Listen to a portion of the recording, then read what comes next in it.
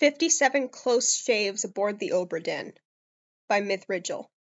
Posted on December 13th, 2018 to archiveofourown.org. Summary.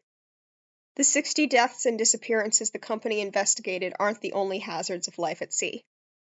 Or an extensive exercise in dramatic irony. Notes.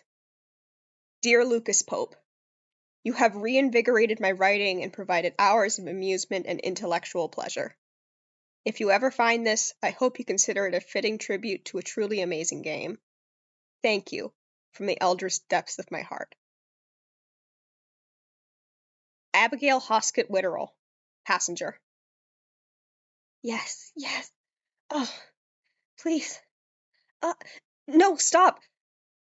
The ship lurches, and so does Robert, and unfortunately for Abigail's skull, they do so in the opposite directions, with the end result that her crown meets the wall with a rattling thunk. Really, it's almost comical the way Robert immediately stills, fingers unfurling on her knees, jaw frozen in a mute "oh" with the terror of having hurt her. She almost reaches for him, but instinct still brings her hands to her head first, patting it down. Pain, yes, but no blood, she thinks. Or if there is, there's very little.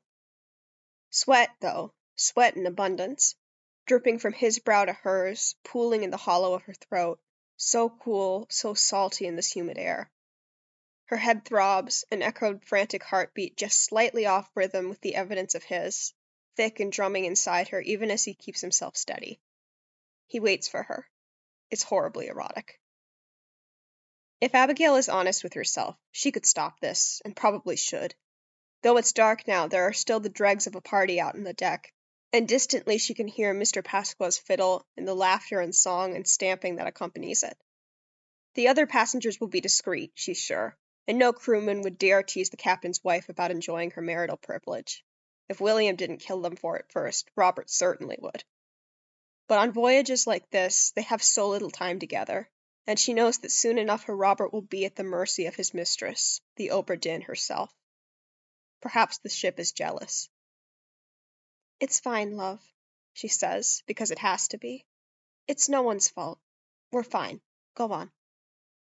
Robert laughs, relieved, and without withdrawing from her, leans over to snatch a tumbled bolster off the floor and put it behind her head. She matches his laugh, giddy with adrenaline and drive, and takes advantage of that shift to wrap her legs around his hips and start things up again. Renewed vigor aside, the precaution makes the next several minutes much less eventful. There is a small blood stain on the bolster when they're done, but it's nothing the sun won't bleach away. Nunzio Pasqua, passenger. That night has come is no reason to stop playing. Nunzio's bow arm has gone past sore into the festive, happy numbness of being spurred on by an eager crowd. But such is the fate of a musician. With a flourish, he finishes the jig, and the sailors clap and whoop, the ladies and their gentlemen of the crew spinning off a few extra drunken steps, curtsies and bows long forgotten. Someone thrusts a tankard in his general direction. Nunzio has to tuck the fiddle under his arm to grab it before it sloshes all over him or anything else. When that same person asks, or rather demands, "Another!" Nunzio laughs and swallows as much of the ale as he can. "My friend, a slow one, please. I had not thought to pay my entire passage in one night." That gets a few laughs, but the first thing to cut through it is one of the women, the elder of the two, shoving the younger forward. "Then let's have a song if we're not to dance. Come, Jane, you'll need to keep fresh." "But, ma'am—" "No buts, dear. If you would, Mr. Pasqua?" Nunzio looks both women over. The elder is perhaps a little drunk, but there is a good nature about her cajoling, and the younger is blushing, not about to cry. So Nunzio thinks he has only stumbled over an old argument between a chaperone and her charge. He drains the tankard and hands it off, then reseats his violin with as comforting a smile as can be managed with one's chin otherwise occupied. There really should be a groove in the board to make such things easier. His neck is almost as sore as his bow arm at this point. Signorina, he calls her, and that gives him an idea. The perfect well-known piece to gauge a young woman's vocal prowess without embarrassing her or the crowd has already been written, and while it's usually accompanied on far more than a violin, Nunzio can make do. He plays, rather than says, Don Giovanni's second Signorina, and more than one man of the crew knows what those notes mean. Belatedly, Nunzio realizes that the young woman is certainly not going to sing one of the Don's arias, and Elvira's are too difficult, so he switches over to a more famous duet from earlier in the opera. Since he can't play and sing the Don's verses at the same time, he just plays the familiar tune, and the young lady giggles behind her hand. Good, Nunzio thinks. He chose well. There you will yield your hand. There you will tell me yes. Such pleasures I have planned there, dear. Come home with me. Let's go. She sings, in English rather than Italian, but it cannot be helped. I'd like to come and try it, but I cannot be sure. Nay, sire, I cannot be quiet. This trembling in my core, this trembling in my core. Her voice is light and fine, and pleasantly distracting enough that when someone else sings, deep and just as clear, and in Italian, "Come, my delightful beauty," Nunzio doesn't miss a beat. But the young lady does, lapsing into Italian for 2 words, "I so," before turning and gasping, and missing the rest of her line. The wolf whistles of the sailors confirm that something of great consequence has happened, so Nunzio looks up as much as he is able. Sure enough, the rough-edged baritone now singing "I Will Change Your Fate" is the first mate himself, Mr. William Hoskett. Even Nunzio laughs at that a little. Not enough to stop playing, of course. He's well trained, thank you. But enough to add a jaunt to his accompaniment. And Da Ponte is always better in Italian, even Italian with a Scottish accent. Mozart always knew what he was about. The young lady, now blushing as red as the setting sun, goes on, perhaps too genuinely, and still in Italian. Soon I will not resist you, will not resist you, will not resist you. The rest of the duet is a pleasure to play. Then come, my dear, and let us restore the innocence of love. For an impromptu performance, the piece must be simple, and the singers confident in it. And Mr. Hoskett's confidence bleeds over to the young lady by the time the song reaches its climax, so it ends surely and well. The crew claps as vociferously as it had for any wild dance, and when Nunzio has let down his bow to look over, Mr. Hoskett is politely inclining his head to the young lady, who is still a remarkable shade of crimson as she curtsies in return. Her eyes keep flickering to the crew, to her indulgent and smirking chaperone, to Nunzio. It seems the young lady may have a resistance of her own to address, and who can blame her, thinks Nunzio. She is English, and thus has few musical pleasures in her life. Signor Hoskett, Nunzio interrupts before the poor girl has to explain herself. I had no idea you were a man of many talents. Do you know, what would it be in English? Oh, come to the window? You overestimate me, Mr. Pasqua. Mr. Hoskett laughs and turns to the young woman. And you, Miss Bird, live up to your name. I could not help but join you. You are too kind, sir, she says, with another curtsy and her face still resolutely down. Before the girl dies of embarrassment, Nunzio grins and launches into another song. More Mozart, and just as familiar. He will gladly sacrifice the strength in his arm to save the tone of the party and the lady's virtue. Edward Nichols, second mate. The Formosans pose for Spratt while their things are still being loaded, in the open mouth of what is to be their cabin, and Nichols finds it fascinating how easy it is to make them be still. Nichols perches a hand on the back of Spratt's chair and leans in, but honestly he's looking more at the subject than the product. They wear bright silks in visible layers, and the woman visible trousers beneath the slits of her robe. He knows enough about the Orient, he thinks, to mark that the young woman is beautiful according to their standards, though he has trouble placing her age, and the relative status according to one another is abundantly clear, as the older gentleman is permitted to sit and the guards are uniformed. The woman casts her eyes about, taking in the bustle of the crew with an appealing nervousness. The older gentleman is glowering at Nichols. Presumably he's her chaperone, an uncle perhaps, or a grandfather. Let him glower, Nichols thinks. He can do nothing. Whatever these people were on land, they are in Nichols' kingdom now. Spratt captions the sketch Formosan royalty. Royalty, Nichols repeats in a whisper, while the chalk still rustles. It is about then that down the near stairs comes a piece of work more ornate and more worth Nichols' attention than the young lady. James Wallace, surgeon's mate. Jim asks, only half joking, "How much do I have to pay you to break me into the captain's liquor stores?" Philip, taking the request completely seriously, answers, "Jim is going to have a long talk with the purser either way, but he laughs hard and long, and asks instead, "All right, how much if I share?" Alexander Booth, seaman. There is apparently some debate as to whether the elder Peter's brother should be buried at sea. They are still in port, after all. Falmouth is probably near enough for the family to travel, and they could have a coroner keep the body in state.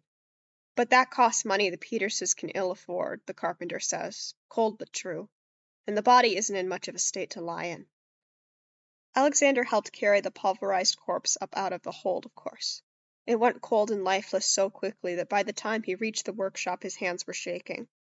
Whatever the rites, it needs to be wrapped away so it doesn't leak everywhere. Alexander hangs about awkwardly through the whole process, watching Mr. Smith work and lecture Mr. Gibbs with the business-like dispassion of a craftsman about which stitches to use, when to lift the head, how to keep the needles clean. It only takes them a quarter of an hour, and then the body isn't a body anymore. It's a bundle, and Alexander just watched a person be erased. It hasn't hit him yet, that's all. The barrels didn't hit him either. How'd it happen anyway? Mr. Smith asks, wiping his hands on a scrap of sail. The blood he's cleaning off is also all over Alexander's clothes, isn't it? It was an accident, he says. And when did his voice get that small? He shouldn't have been standing there, that's all. Mr. Smith nods, and so does Mr. Gibbs, and then they're both just staring at Alexander while there's nothing else to say. Below, the others are still cleaning up. The hatches are still open, and their voices echo, up, up, up, sluicing human parts into the bilge. Alexander makes it to the corner in time to vomit into a bucket of sawdust. By the time he comes to, still heaving, Mr. Smith is kneeling beside him and rubbing his back, and the roaring in Alexander's ears and throat has crested and subsided to a frothy ache. "It's your first time out, isn't it, son?" Mr. Smith asks, and Alexander doesn't have to answer. Charles Hurstick, midshipman. "The company needs to know," Mr. Parrott explains, paging through one of Mr. Mackay's ledgers. And Charlie would take notes, but all writing implements are on the desk right next to Mr. Parrott, and he doesn't think he should interrupt. Apparently finding the relevant page, Mr. Parrott goes on. "Everything we go through goes through here, and that includes the men." Charlie hadn't even known that man's name was Samuel. But he nods and keeps an eye on the page, leaning over Mr. Parrott's shoulder as it sags with a deep sigh. "So here he is," Mr. Parrott points, and Charlie nods again. "And here is where we make note of the incident. It's the same when someone is injured. Enter the code from this page. You won't be expected to memorize them. And if there are additional things to report, like an instigator or perpetrator, you fill them in here. The doctor, the purser, and a ranking officer must sign off on this. Here and here, respectively. We'll go to Dr. Evans once we're done here, and Mr. Mackay has already signed, as you can see. And here are young Samuel's next of kin who must be notified. His brother is on board. That's unusual, but not unheard of, and it does make it easier to determine to whom his effects go. All personal items of note are listed here, and we must fill in his wages. It is considered good form to compensate him for the first leg of the journey, even if he didn't make it the whole way. If he died valorous in combat, the company would match the wages upon review of this ledger, but as this was a tragic accident, he is only owed for his time. We can also entrust his brother with everything but the official correspondence and the money. That will be mailed once we get to port to resupply, most likely in Casablanca, maybe Lisbon if the winds are slow. We will leave these sections blank for now." Again Mr. Parrott sighs, and it startles Charlie from the nauseating vortex of words and numbers, in some ways more troubling than a ream of Latin or Greek, because he can read each of them individually, but they don't line up quite. "So impersonal," Mr. Parrott whispers, and itches his mustache with a knuckle. "Regardless, once this is done, we are to write the letter to his family. The templates for those are in the back of this book. You may copy it, present it to the captain to sign before supper tonight, and then return it here so Mr. Mackay can file it away to post when the time comes." "Sir, if I may—" "You may always ask, Charlie, whatever it is. Why don't we write a letter from scratch? Wouldn't that be better for the family to receive?" Mr. Parrott's third sigh is even more rattled and deep than the last. "Because it happens all too often. and often all at once. Lewis Walker, Topman. It's a seaborne tradition to scare the new blood once there's no land in sight, but this crew's been pretty well scared already. So Lewis waits until both Peters the Younger and Booth are on watch above. Thank the saints Mr. Miner has some sympathy while Clestel has none. And that means he can get Botterill, O'Hagan, and the two new Lascars where he needs them. He even perches on a cannon not too far from the mid's cabin, so that Prig Hershtick can pretend he's not listening, and keeps his voice just low enough that his audience can still hear the emptiness beyond the hull. Lewis loves most all of his job, and this part's no exception. Last time this fell to Hong, he starts, and I don't pretend I know the niceties of what he told him. They're all still here, so it must have took. And I tell you this knowing we might have already given her what she wants. But that's the gist of what I tell you. You do not know what she wants. The ship? One of the Lascars asks, low and hoarse. Renfred, the one whose hair fits his hat. The sea, Lewis laughs. What does the sea care what the ship wants? O'Hagan tisks and crosses his arms. Let him, Lewis thinks. You'd think an Irishman would have respect for fairy tales. But the others settle in, inching forward or settling back as suits their fancy, and the shadows of the lantern emblazons on near iron and dark wood. It swings, gently as a babe in its cradle, but with the faint familiar scrape of its well-trod path on the wall. If you thought this was just about our Obra Dinn, you've got no sense of it, he starts. I've sailed on 4 ships, under 6 captains, since year 2 of the 7 Years' War, and that's not the only war I've served in, nor the only one I'm going to if the French winds don't change. But no matter what evil I've seen men do, it is nothing, compared to the hunger of the sea itself. And the worst of it is that hunger isn't evil. Some years ago, in Ceylon it was, I watched a snake eat a man. Was the snake evil? No, just hungry. Snakes gotta eat too. And the way the snake saw it, Adam'd gone too far into the jungle on some fool errand. And should he have died? Not just from being a fool. Not if there's a just God in this world. But if there is a just God, he's got no rule on the sea. So I'll tell you what someone told me back when I was as fresh as you lot. You do not know what she wants. Some 200 years ago, there was a ship, name of Calpurnia. She'd done her part holding off the Spaniards, but she'd lost officers doing it, and Queen Bess herself recommissioned her and chose her a new captain when the war that wasn't was done. But this were the days when you didn't have to call yourself a sailor to get yourself a ship, and the captain she chose might have done well enough in English waters, but didn't know what he'd be facing when there was nothing but the horizon to face. Her new captain's first trip out was to take her to Cape Town, and as I've heard it told, the new captain cheered when he found out. He took Calpurnia down the same route we're going, and set out with the Queen's blessing, a crew of 100 souls, and a cargo of gold and wine freshly won from Spain. Now this was the days when if no one heard from a ship for a year, no one batted an eye. But a second year passed, then 3, then 4, and it wasn't Cape Town she come to after that, but off Lisbon, not far at all from where she set. And all that drove her was a helmsman, little more than bones and wind keeping him aloft. The harbor mates come out to meet her called over the side. Oi! Lewis raises his voice only a little. Oi! Let us guide you in, give you a hand, just lower a rope or trim the sails at least. They were speaking Portuguese, but the helmsman croaked, No, no, over and over, and didn't budge from the helm. The Portuguese had to climb the hull like lizards, but they did it. And the first ones over stopped in their tracks when they saw what had become of the deck, and warned the others, Don't step down! No, no! The sludge on the deck might have once been blood, or it might have been pitch, or thick as, or both. It was boiling in the sun, black and wet, stinking of rot. And there were corpses there too, some face down in the stuff like they drowned, others baking belly up, some in pieces and some whole as can be, but mired in sludge so thick they might have been 2 men melded together like insects when they mate. And looking at the windows as they climbed the hull, the Portuguese saw more of those dead faces pressed against the windows, and more of that pitch leaking at the ports, a thick black rime wherever light should be. And the helmsman? He wasn't chained to the wheel so much as stuck before it, up to his knees in the devilry. A faint gasp pierces the silence through the wall of the mid's cabin. So Hershtick is listening. Good. Lewis goes on, making sure to meet the lantern-glassy eyes of each of the new men in turn. They did manage to make her stop, and anchor her far enough offshore that whatever this was didn't touch port.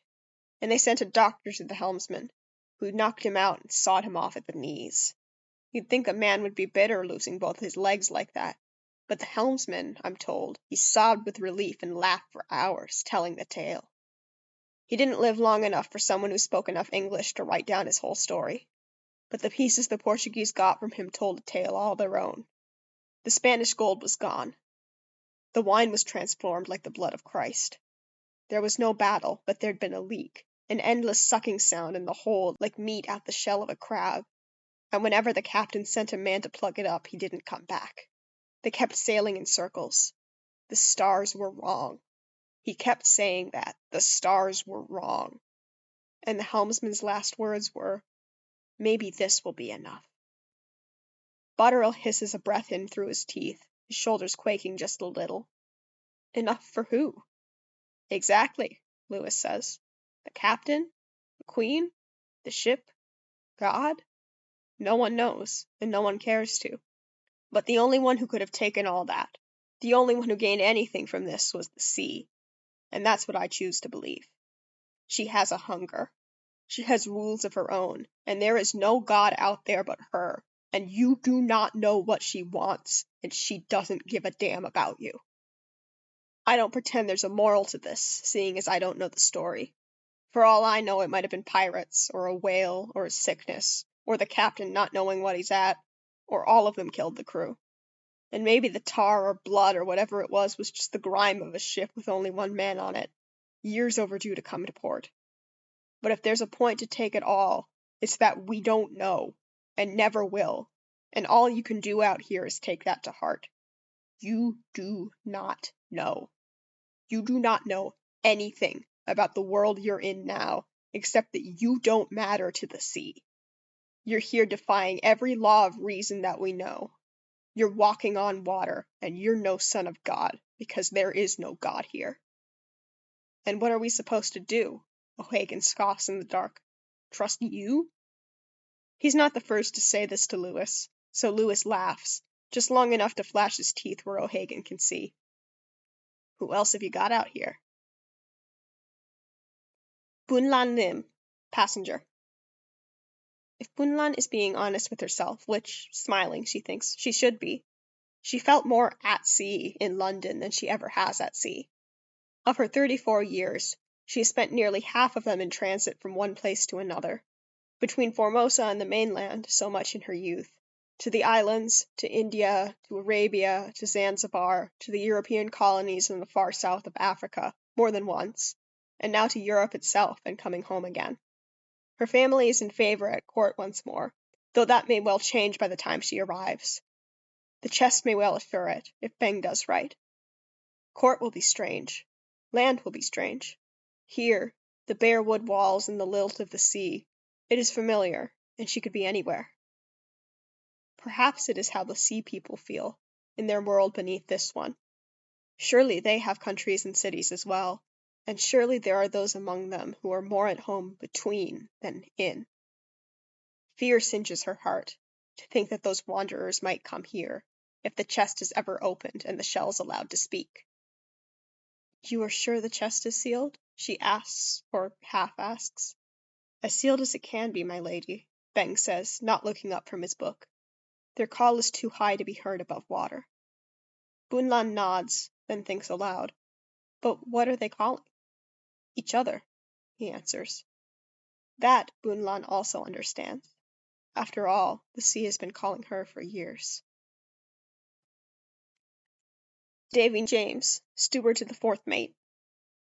It is his first time setting up for dinner in the captain's quarters, and it'll be his first time serving at it tonight, and Davy knows that he should be paying acute attention to where things go.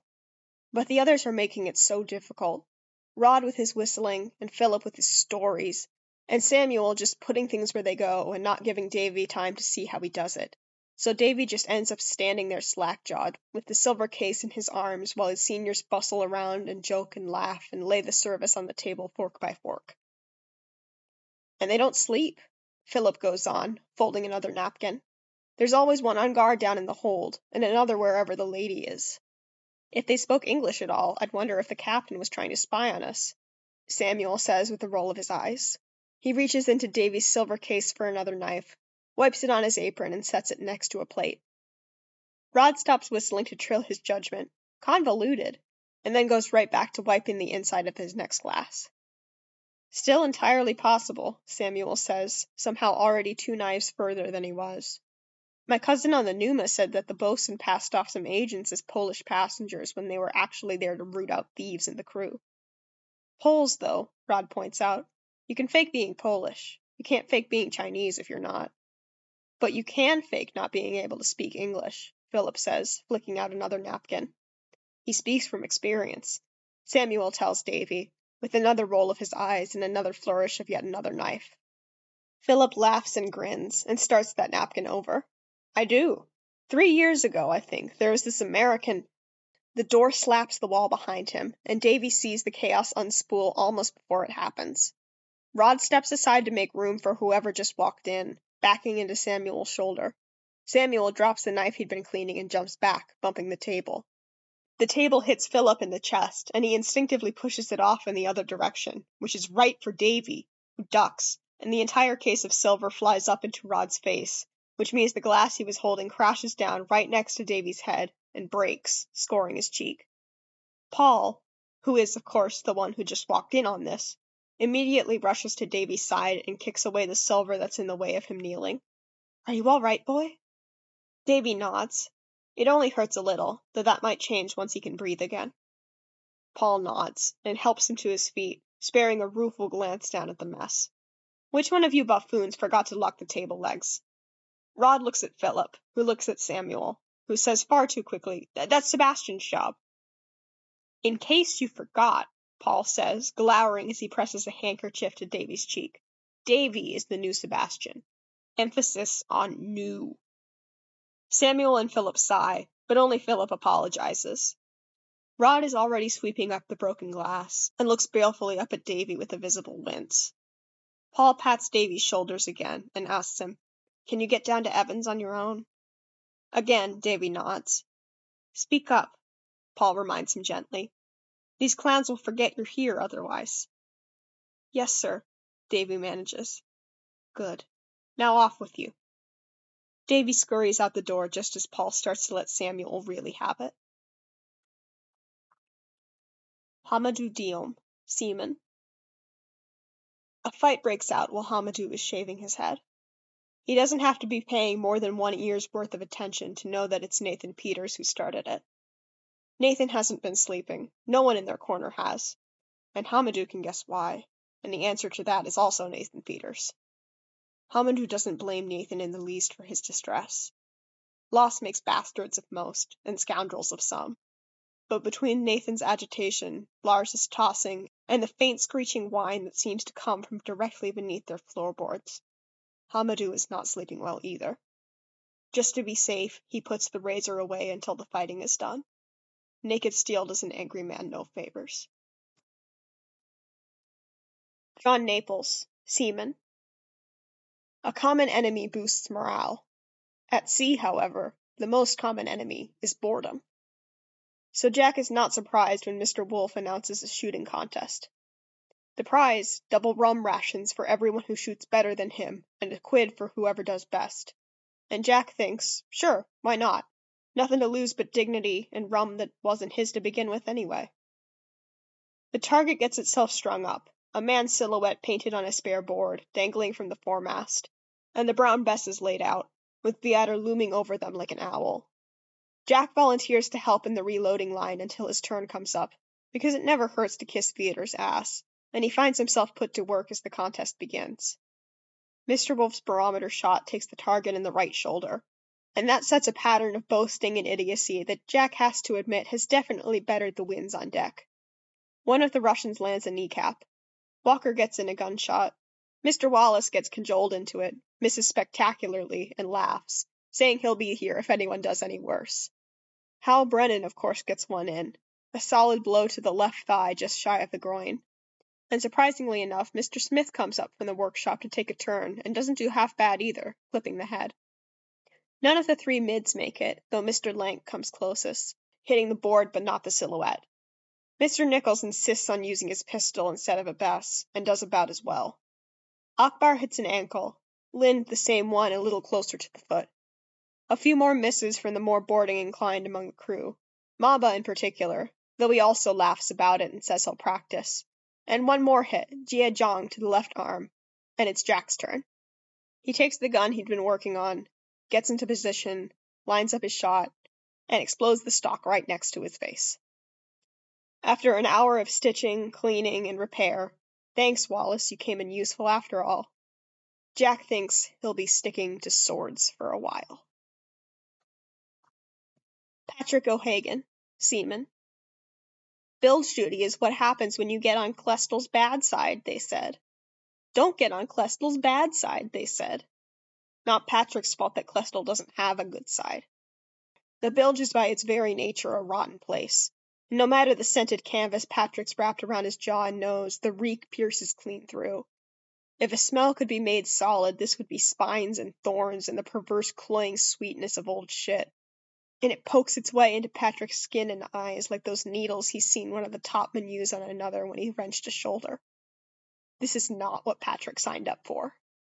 See the world, they said. Make good money, they said. He's getting off this bloody boat at the next opportunity. Damn the commission, and damn Klestel. Maba, topman.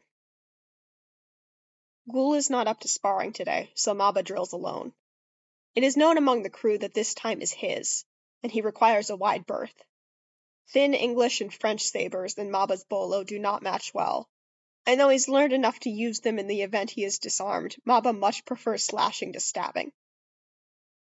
Furthermore, Maba being left-handed has been called unfair by the swordsmen of the crew more than once, and so he frankly prefers the lack of criticism. He launches into a maneuver he's used before, though this time the opponent is remembered and imagined, a particularly hardy French pirate this ship engaged 2 years ago off the coast of Madagascar. He'd held 2 knives, perplexingly, and knew how to use both of them. Maba almost lost an eye getting under the swipe of the left one to cut the man down. So he shuts his eyes and rehearses the sweep, over and over. Duck, lunge, twist, backhand. Duck, lunge, twist, backhand. He was larger than you, yes? An old man laughs from not far off. The older Formosan gentleman. It is no surprise to Maba that the older Formosan gentleman is willing to share his skills. Many elders are, especially those far from home. It is somewhat surprising that he speaks Maba's language, though less a surprise than a welcome thrill, and particularly surprising that he guesses it right on the first try. Maba laughs as well, and prides himself on not being out of breath at all. Many men are, sir, many pirates especially. The older Formosan gentleman comes away from the goat pens, and nearer, though he still affords Maba practice space. I do not know that last word, young one. Maba repeats it, and the older gentleman nods. Maba then tries it in English, especially. The older gentleman shakes his head, so Maba says, It doesn't matter. You speak it well. And you fight well. You fight many large men. I remember this also. Maba looks the older gentleman over, taking in his stance and how unbent he is for one of his apparent age.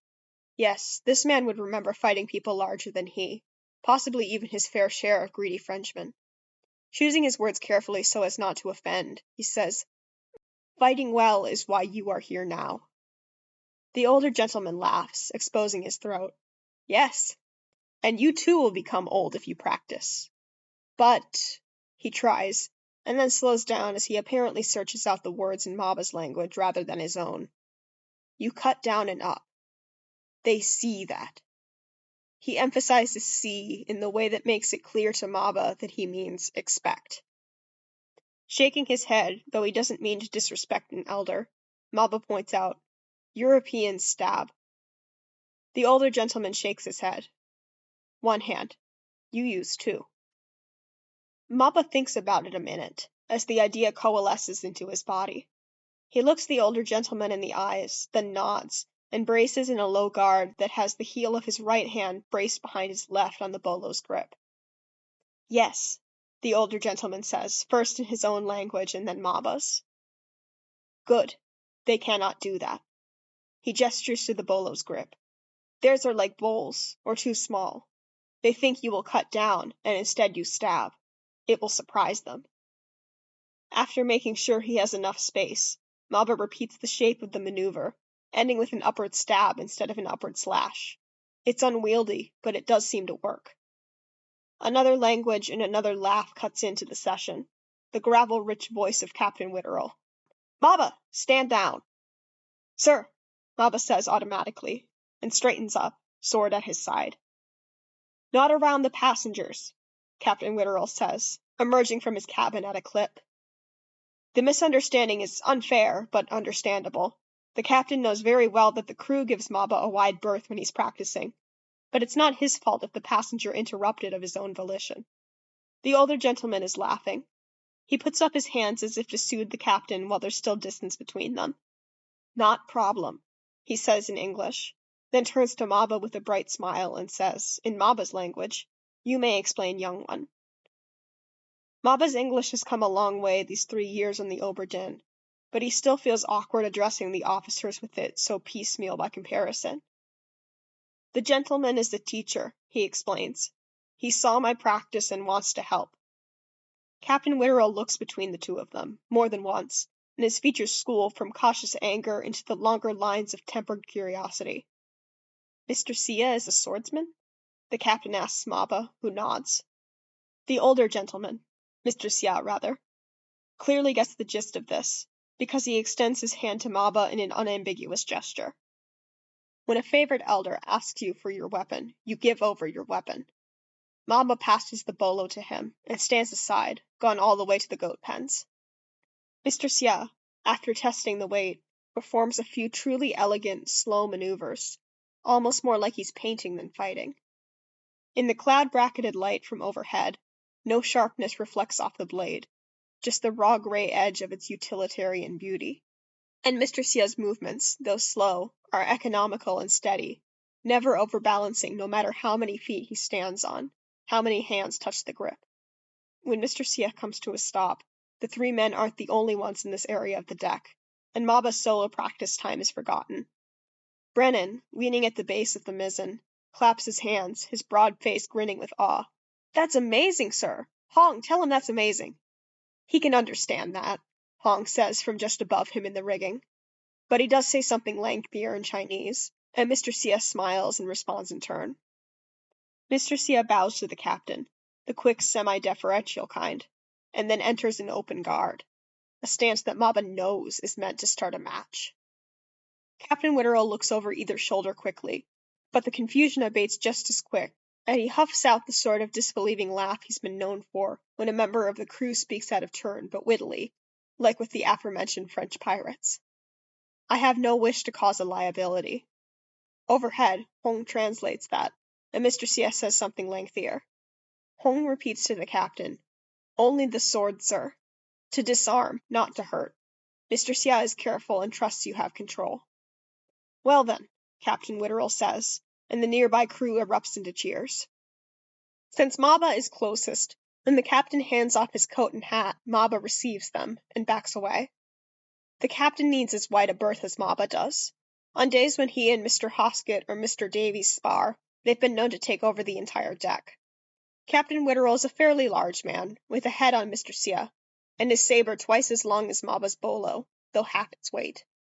They will certainly need at least from here to the forecastle, and already Mr. Miner is making sure that none of the seamen get too close. Before the duel even starts, the crowd thickens, and the topmen above swoop down from one crossbar to another to get a closer look. Captain Witterell draws into his opening stance, and Mr. Sia his, with one word, in Maba's language, over his shoulder. Watch.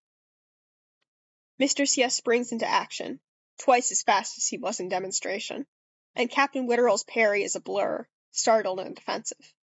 Mr. Sia whirls under the captain's next strike, under his guard, and soon they're almost too fast to track, the pinging of blade on blade and the thud of the captain's boots a hair too late compared to the movements themselves.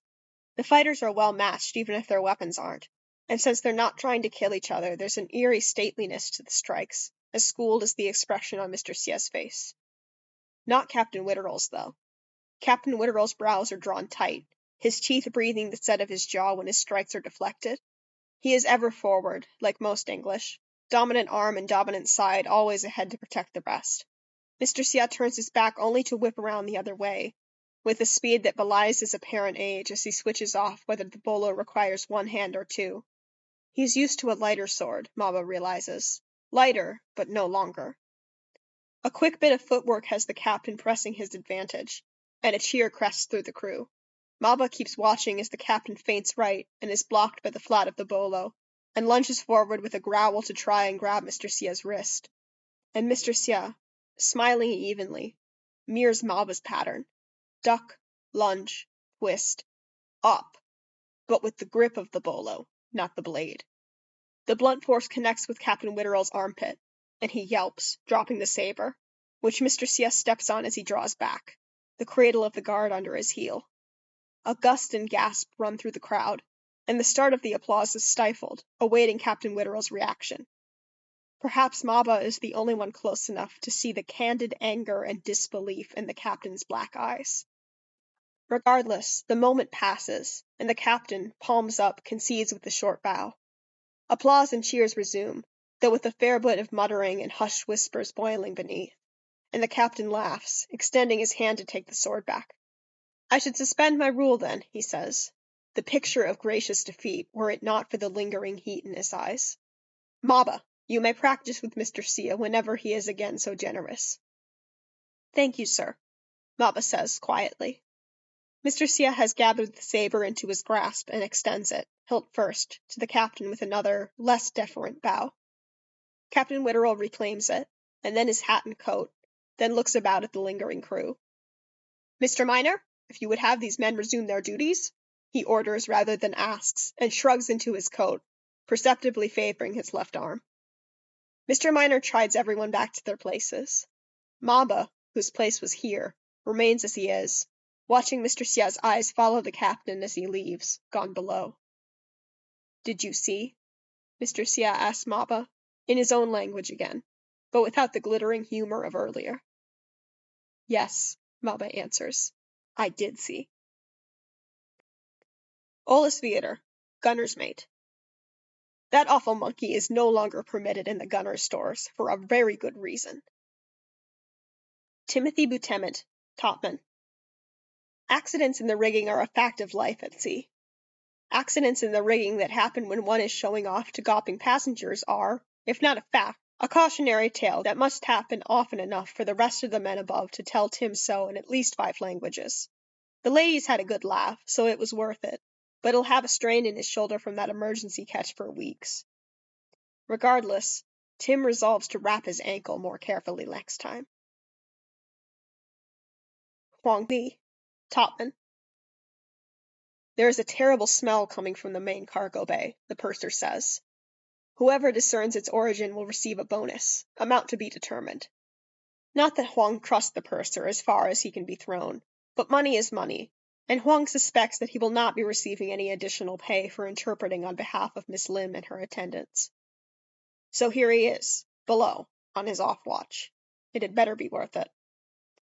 He is mindful of his lantern as he shuts the hatch above him. There is already some light down here, as Mr. Tan is guarding the passenger cargo. Huang bows with due deference as he passes, and Mr. Tan inclines his head in response. The court dialect that Mr. Tan and his charges use might as well be English to Huang, but politeness is universal. There are hundreds of barrels and crates and spare coils of rope carrying their particular scents, and the particular humidity of being under the very thing that's carrying you, but nothing smells awful just yet. Huang holds his lantern as near the cargo as he dares, minding the hood and its fire, and pokes around thusly for several minutes until it occurs to him that he might smell better with his other senses unoccupied. He hoods the lantern completely. Mr. Tan looks at him askance as it goes dark, and in the relative darkness there is a sound, somewhere between a hiss and a screech, or a kettle just begun to steam. Faint, but present, and quite clearly coming from within the passenger hold that Mr. Tan is guarding. Immediately, Huang is put in mind of the scrape of a knife on the thin bones of an eel as it is split lengthwise. Huang looks up into the shadows around Mr. Tan's brow. There is a faint twitch at the corner of his eye as Huang catches it, and a gulping pulse in his throat as he says nothing. Huang turns around and gives up on the search immediately. Whatever is going on down here is none of his business, and not worth the pittance the purser probably won't give him anyway. Henry Evans, surgeon. When their duties and the watch permit, Dr. Evans has tea with Sati once a week. The Tamil of Dr. Evans' childhood is rusty, he claims. Sati protests otherwise, and to be frank, welcomes the chance to speak his own language with someone over whom he is not directly responsible. He likes to think he and the doctor have, if not something in common, an uncommon commonality. Dr. Evans, while not a peer, not in the least, is in the unenviable no-man's land as goes the Obra Dinn. Not an officer, quite, but the paragon of his role in this bottled world. Sati feels more or less the same, as the man who essentially serves the passengers, and is thus not truly of the crew. Neither fish nor fowl, either of them, though in Sati's mind, Dr. Evans is the greater creature whatever his taxonomy.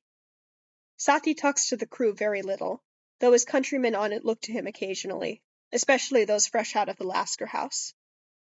Though those opportunities, too, may be lessened still, with Syed and Rajub now gone. The tea is brewed. Dr. Evans mixes in goat's milk, which will do, and pours. His set is sturdy, and carries heat well, and Sati folds his hands about the cup and brings it to his lips. It is a properly potent spice blend, heavy on the loose cardamom, not the Chinese style the English prefer. It immediately calls to mind the markets of Sati's youth. It is almost certainly intentional. Tell me that this is not to spread any further, Sati says in Tamil, steel over steam. It ought not, Dr. Evans says, with clear earnestness and a heavy sigh. The two of them are new. Were new. The disease was born at the house and made worse by the cold. Sati nods, though the words are little comfort. If it is your belief that the crew and the passengers are not in danger, I would trust your judgment. The curling vapor from his cup beads on Dr. Evans' mustache. And you are well? Sati nods. But what about you, sir? No more than strain. Dr. Evans demurs. And your charges? The ladies are well, Sati says, and blows a quick gust on the tea before he sips it while he considers the rest. Mr. Pasqua also. Our Formosan guests as ever keep to themselves, but Mr. Sia has some Hindustani, which does him well enough, and he would be able to tell me if something is wrong. Or you, sir, I suppose. Yes, Dr. Evans says, though his brow knots into the steam.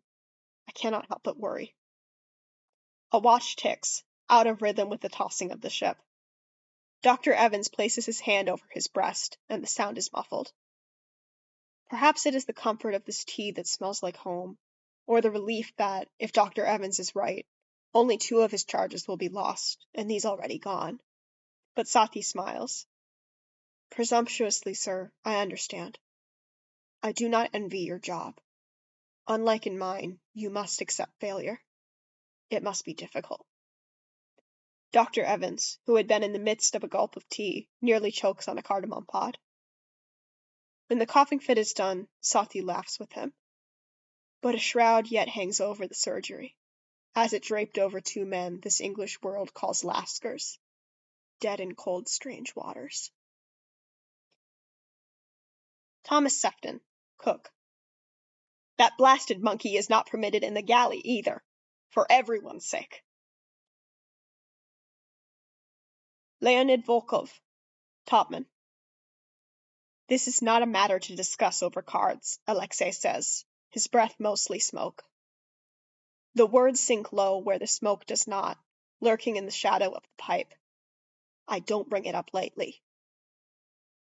Leonid raises an eyebrow. It then occurs to him that Alexei may not see this in the dark, so he says, I'm listening. You've seen the golden chest, Alexei says, even lower, because the smoke that would hide it has already curled up into the stars.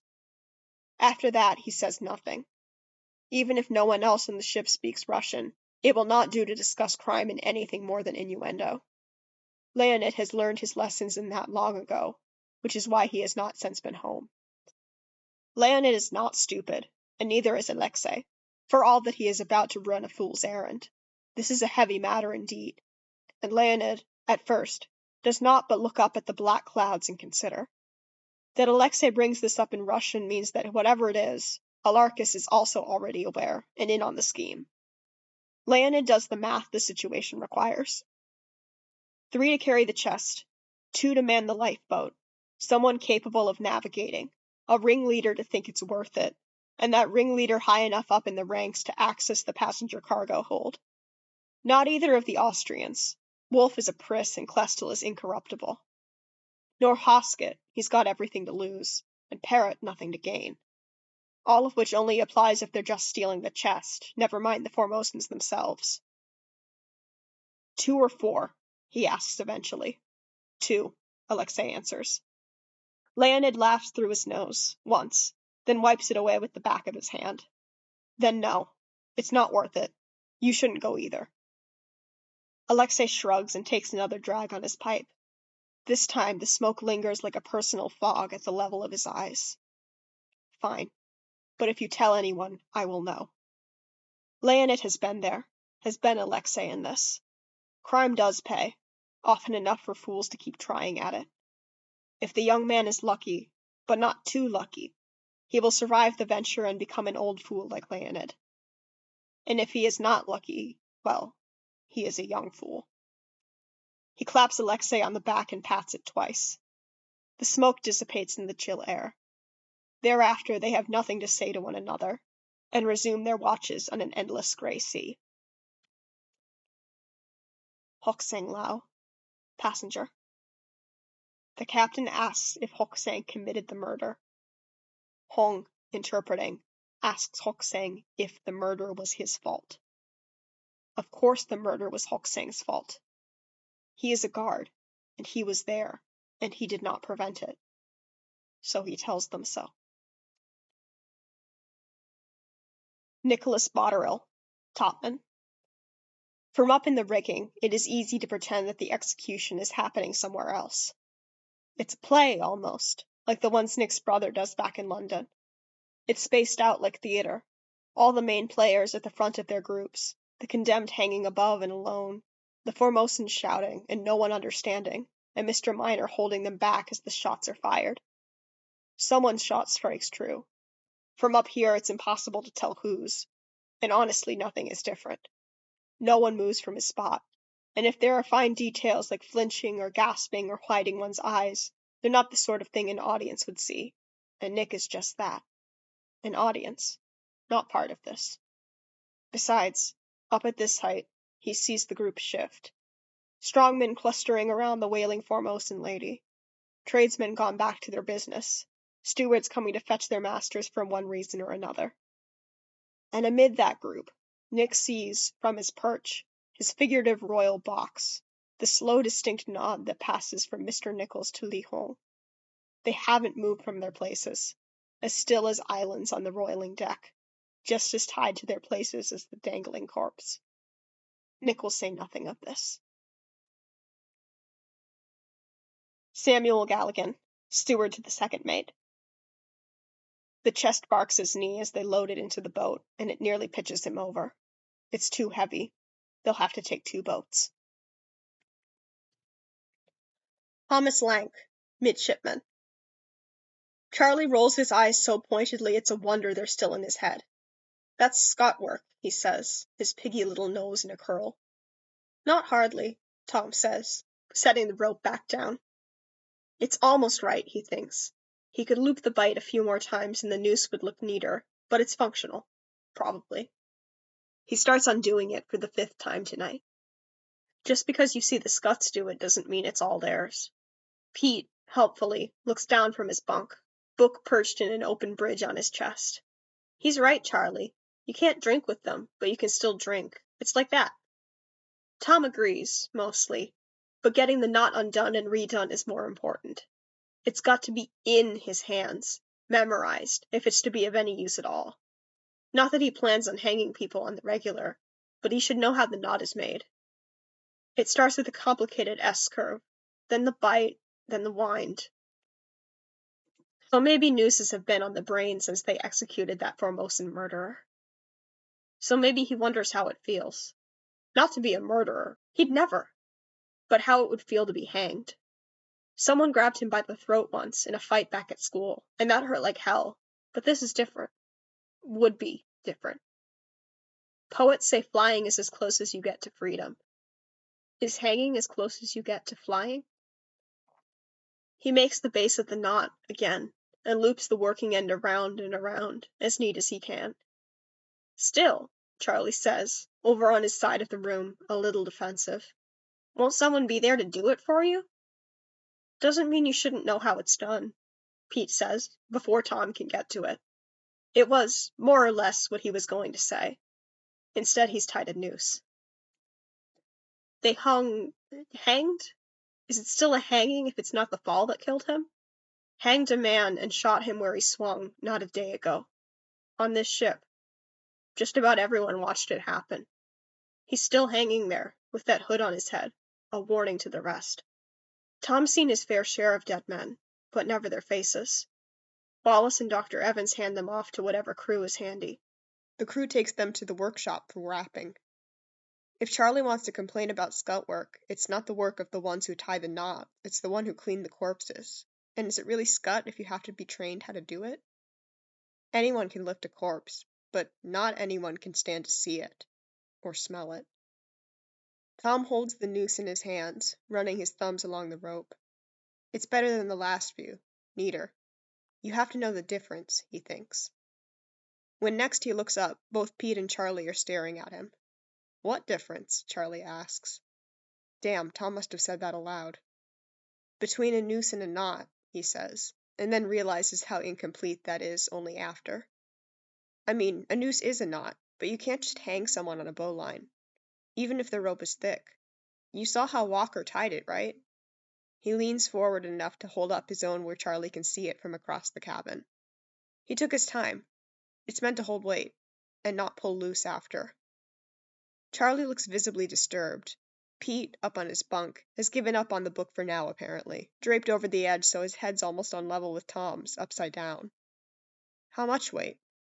Enough to break the fall, I suppose, Tom guesses. People weigh more when they're dead. Charlie contests that, and Pete of course gets into it with him because he's been hanging around with Wallace lately and all. And soon enough the argument is the same as it ever is between boys from Eton and Charterhouse. But Tom sits there contemplating the noose for a while longer. That Formosan murderer was the biggest of the lot, twice Tom's weight at least. One strand of rope held him up like a bird feeder. It took 3 men to lift him up there in the first place. It barely adds up. For a moment the creaking of the Obra Dinn drowns out Charlie and Pete's bickering, and beyond that the whisper of the sea. Experimentally, Tom loops the noose around his own neck. It hangs almost like a cravat. The rope is as thick as his 2 smallest fingers together, but tight it could hold him up as surely as the Formosan murderer. And tight it becomes, when Pete's dangling arm grabs the loose end to taunt Charlie with and gives it a yank. It's nothing like flying. Pete didn't even pull all that hard, but the angle is wrong. Or right. Right. He's up on the bunk, and Tom's lurching forward with the jaunt of the ship as the rope bites into the cartilage of his throat. Panic wells up red and hot at the corners of his eyes. Charlie, across the room, looks like a gutted fish. Get under, someone, Pete is yelling at him, between invective and apology and panic, and the tangling of their hands and the rope around Tom's neck. Get them under! Pete's hand wedges beneath the rope, and his palm flat to Tom's neck. It's freezing. When Tom's wits come back to him, and several harsh gulps of air, he rams his fingers between his neck and the noose too. He focuses on Pete's forehead. His eyes are hard and wide, somehow creeping up to the fringe of his hair while Tom's breath still comes out short. It's cramped and tight, and yes, a little bit like falling where he stands. His field of vision getting smaller and smaller like the world must be to a bird above the clouds. Charlie, get a knife, Pete says, and Charlie immediately fumbles to obey. Seconds that feel like hours later, Charlie slices through the noose, so close and so careful that Tom can smell the sweat on his hands. The ends of the rope fall to the deck, and Pete and Charlie step back, giving Tom some room to breathe. After the initial apologies, they don't talk about it at all. Getting dressed in the morning, Tom discovers that his uniform collar is high enough that what little red remains looks like nothing but sunburn, and there's a thin raised scrape from Charlie cutting him loose that stings a bit against the coarse cloth. After that, they find out that Nichols fled in the night, taking 2 of the Formosans with him. Idiocy matters considerably less. Finley Dalton, helmsman. Scream if you need to, Dr. Evans tells him. That Finley can feel the doctor's hands at all is probably a good thing, but that's all that's good about having a spear in your thigh. It's going to be worse coming out. The frame of Finley's sight has already gone red, but he's still seeing things in pinpoint. Wallace kneeling on his right, pressing down hard on his thigh, Sati pinning his arms at the side, Paul Brennan looming overhead grasping the spear, and Dr. Evans with a lamp and what looks like an axe the size of a teaspoon, red hot. Hold him fast, please, Sati, Jim. Count of 3, men. 1, 2, 3. Finley yells, of course. Starts with "Fuck Nichols" at the top of his lungs even. And then keeps yelling whatever comes to mind as Dr. Evans applies the cautery to the edges of the wound. The pain was already excruciating. The new pain doesn't bear remarking on. When Finley stops screaming, Brennan is laughing, the shithead, and Wallace has on a grin a league wide, and Sati's let him go and is standing off to the side with eyes like telescope lenses. But Dr. Evans is all business, looking over the result, and nods, twice, quick. All right, we can move you now. Brennan, bring that to Viator and get us some rum if you don't mind. He won't bleed out, but there's to be a lot to clean. Yes, sir, Brennan says, flourishing the spear a little to shake Finley's blood onto the deck in a weird little arc. He raises his eyebrow down at Finley and repeats, "In the arse with the wrong end of his own gun so he can shoot Galligan while they fuck. Eh, Mr. Dalton?" Off with you, Dr. Evans chides, but he's laughing, and the red frame of Finley's vision is whiter than it was, or just wetter, he's not sure, but either way the world's starting to spin. You'll be fine, Mr. Dalton, Dr. Evans says, turning that pork-keeled smile on him. Let's just get you below. They, Sati and Wallace and the doctor, they all help him to his feet. Well, to his foot. He's not putting the other one of them down just yet. But when he looks up at the stars, they start to spin, to froth like the sea. Lars Lind, seaman. Lind's snoring's gotten worse since he got knocked in the head. Worse enough that it's keeping Nathan awake. Worse enough it drowns out the Obra Dinn herself. Worse enough that Nathan almost misses the chattering Russians. Now there's only one of them, because at least they'd sound less like a pig eating its own ass. Worse enough, worse enough. It was worse enough to begin with, stringing up his hammock right next to Lind like the bloody Dane didn't drop a ton on Sam back in Falmouth. But now Lind's snoring like he's got no cares in the world. He probably doesn't. He's fine. It's nothing. He's probably dreaming of fluffy pastry and sweet cheese and doesn't have to see his brother's face squash beyond knowing, or have to worry about breaking the news to his nieces and Maggie if the company doesn't get to that first. No, Lars Lind sleeps the sleep of the snoring angels, never mind who else he keeps awake. It's unmanly, but fuck it. Nathan wishes that whoever conked Lind out had finished the job. If wishes were fishes, Nathan wouldn't be on a ship in the first place. He could do it, though. Knock him out, pitch him overboard. With Nichols and all them gone, the watch is short-handed, and with no Formosans in the hold, there's no extra eyes. It would be easy. It would be just.